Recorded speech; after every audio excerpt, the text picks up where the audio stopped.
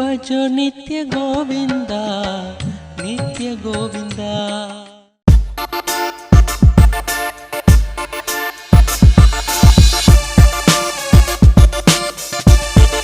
This is why it is almost impossible to beat a Shaolin monk.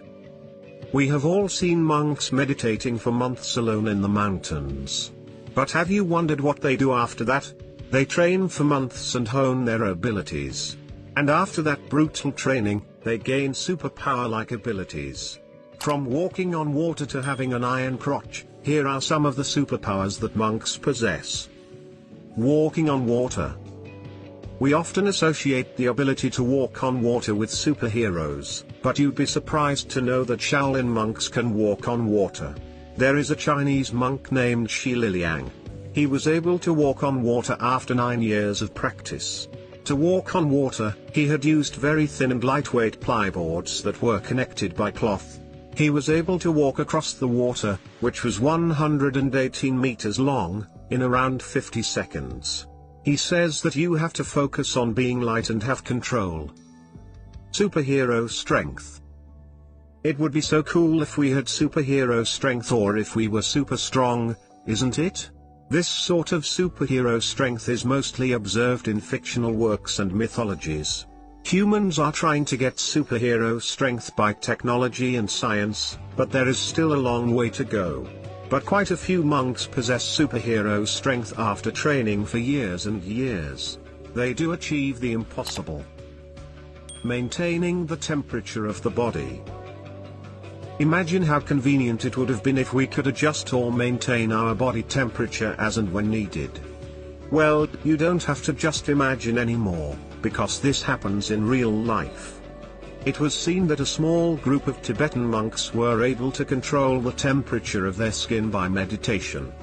From 1979 to the 1980s, when a group of scientists studied a group of Tibetan monks, they discovered that the group had the ability to raise their body temperature by 17 degrees. Shattering glass with a needle. You might have seen people shattering glass with a stone or some heavy object. But have you ever seen a glass shattering because of a needle? Yes, you heard that right. A monk was able to throw a needle through the glass and break it.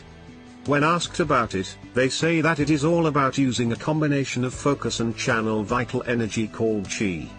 It was discovered that the needle acquired a speed of 150 kilometers, and that is how it pierced through the glass.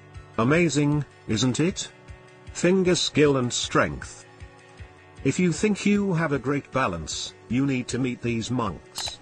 They can do push-ups and handstands with just one finger. Basically, the amount of strength that a few people have in their entire hands, they have it in their fingers. But it's not easy to build that strength. They punch on trees with their fingers to build strength. Intense training is the reason behind the incredible finger strength of Shaolin monks. After a while, their fingers become as hard as iron.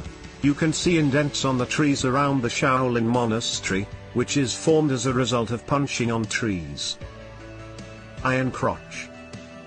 Getting hit in the crotch is probably the most painful thing, especially for men. But these monks have strengthened their crotches as well. They make their private parts so strong that they are able to bear the pain or lower the impact when someone hits them in the crotch. For that, they have to first go through a painful procedure of training, and only then do their private parts become as hard as iron. Iron heads. Have you ever felt like hitting your head against the wall? Well, that is how monks train. To make their head strong, they start by hitting their head on the wall with 10 protective layers of skill. They then hit the wall at different angles.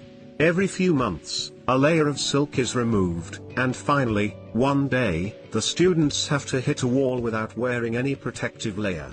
During the first few attempts, it hurts, but eventually, they master it. After that, their head becomes as strong or stronger than the wall. There have been instances where monks have broken stone walls just by headbutting them. Sitting in hot oil.